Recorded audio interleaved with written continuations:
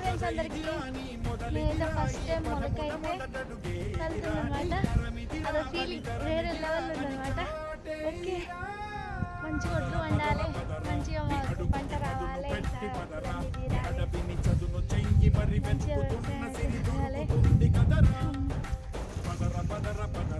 ఇప్పుడమిని అడిగి చూడు పదరా, ఇగెలు కనుమలు ఎక్కడను ప్రశ్నలన్నిటికీ సమాధానమిది.